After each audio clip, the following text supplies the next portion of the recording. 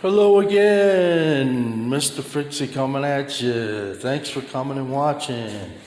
Hey, today I'm going to explain to you what I've done with these windows. Okay, so we have these windows. Try and get it so you can see it. I got the sun in my face on the side of the house there. So try to stick to this side. Okay, we got windows. Okay, we got them all done except for the bottom right down here. You can see it. Tough. Okay, this piece was not here. I put this piece on here. This was just a piece of number 2 pine. I would recommend using number 1. Try and get a good view on that. Okay, so the process was here is this piece had to match the same stain and the same effect, the same finish that was on the window finish. So, easier said than done.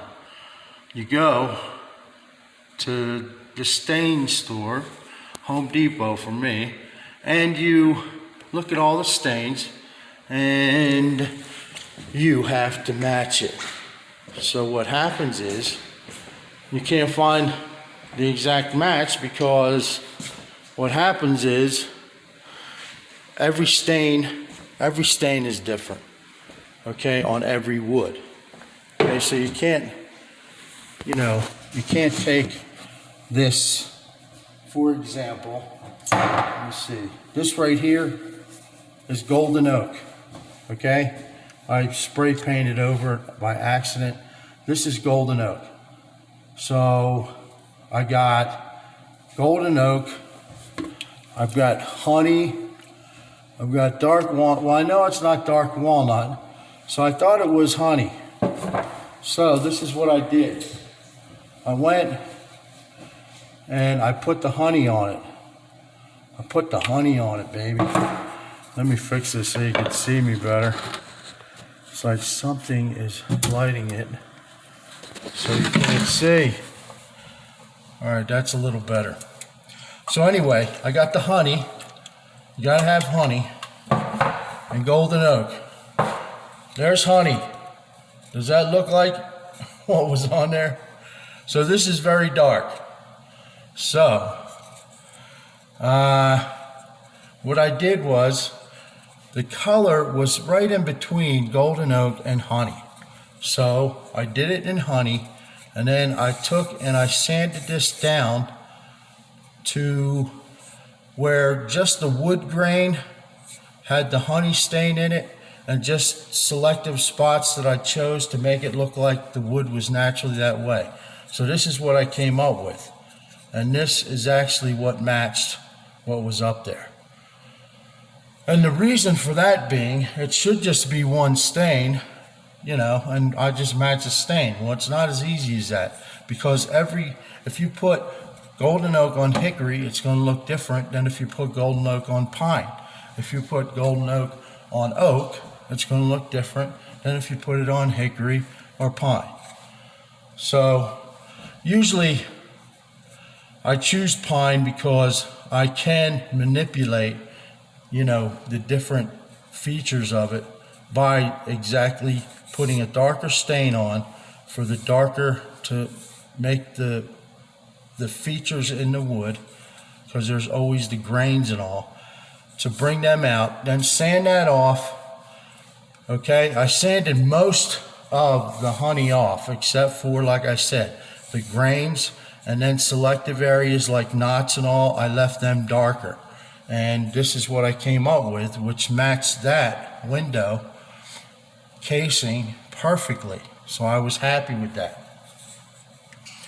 Now, sometimes people burn the wood.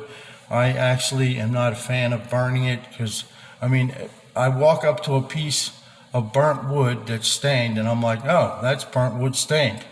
You can tell immediately. So when I do the darker stain, sand it off, and and leave the pieces that I want darker, okay, then I can, I am in control of, what part of the wood is going to be darker. And then put the golden oak. This is the golden oak right here, golden oak. I put that on top of it, and then I used the stain, or I mean the clear coat. Getting confused here. All right, so clear coat. This stuff is pretty good, but I would prefer, this stuff seems to need more coats than if you use the Varathane. This is the Varathane, okay? And this one, 2 coats and you're good. It will cover in 2 coats. And I like to have the eggshell or satin. This is satin, okay? I like to have the satin instead of gloss or semi-gloss because they seem to bring, I mean, it's like shiny, like there's a piece of glass on the wood sometimes. And sometimes I prefer to have that, you know, like eggshell look to it, like it's not really sheen enough that it, you know, blinds you, but it makes it look really good. So that's what I did. Okay, put the darker stain on. This was honey. Sanded it mostly off. I mean, it seems like a lot of work, but you know, in my job, a lot of the stuff is matching because you know, we don't want to pull everything out. The people don't want to have that expensive pulling everything out and redoing it. So I have to match stain. I have to match finish, as in eggshell, as in semi-gloss, gloss. Also, you have to match paint colors, and we also have to match texture, which texture can be really hard sometimes to match because sometimes these guys will come up with their own texture. And it's not orange peel, it's not, you know, knocked down. It's really just, you know, whatever they dreamed up. And there are, you know, mops and all you can use, you know, and twist them. And especially on ceilings, they'll come up, they'll be very imaginative on ceilings. But to get back to where I was, if you want to match your fine wood, because this house is all natural wood with stain and finish. There's 3 actually. There's dark walnut, there's honey, and then there's golden oak. So we got cabinets at honey, we got the walls at golden oak, and then some of the doorways and windows are dark walnut. So there's 3 different stains that you have to, you know, match. So it worked out pretty well. The house looks pretty good.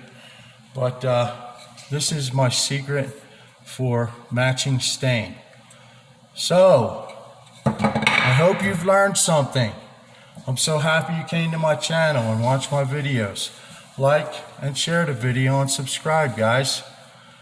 I'm happy to do this for you, and it's actually kind of fun. There was a time where I wasn't in the mood for doing videos for like 30 days, but I think I'm over that now. So I'll be coming at you with more stuff. So holler at me if you need something, you want something, you need to know something, and I'll be happy to do it. But this is Mr. Fix-It coming at you, and have a good day. I'm out of here.